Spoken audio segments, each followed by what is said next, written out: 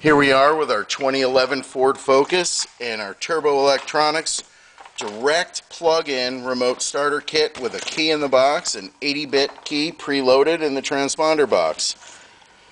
This is what it looks like. This installation will require 2 OEM keys to complete. If you don't have 2 OEM keys, stop right now because it won't program when you're done. Okay, basically this is what we're going to do. We're looking for the ignition plug under the steering column plastic shroud. We're going to depress the clip and pull straight back and remove the ignition plug. We're going to then take our plugs right here and we're going to plug in our plug into the ignition. I'm going to push it in firmly and make sure that it locks. Now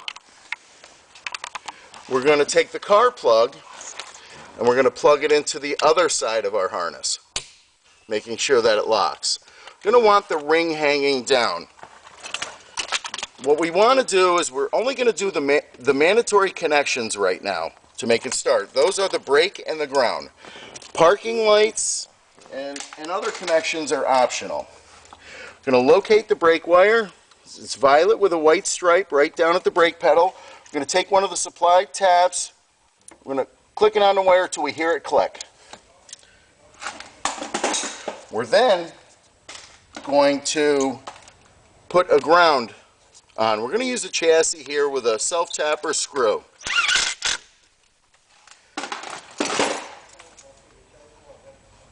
Next, we're going to test the remote starter by placing a key in the ignition, and we're going to hit the remote starter button. You should hear it click. The dashboard will initialize. The vehicle will crank, start, and run for 20 minutes. Okay, so we've confirmed that our install is correct. The car can start. Now we're going to hit the brake after we plug it in. We haven't plugged it in, we've only put the tap on.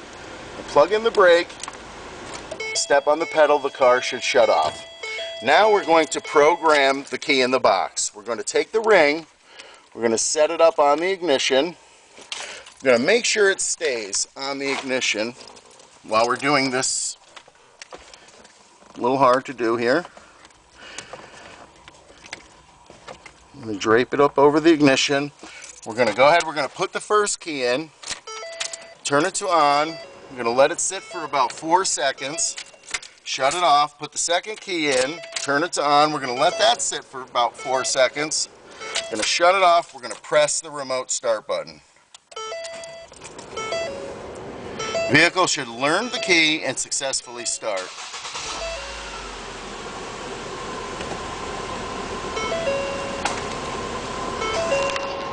Okay, the vehicle is running right now. We have heat working.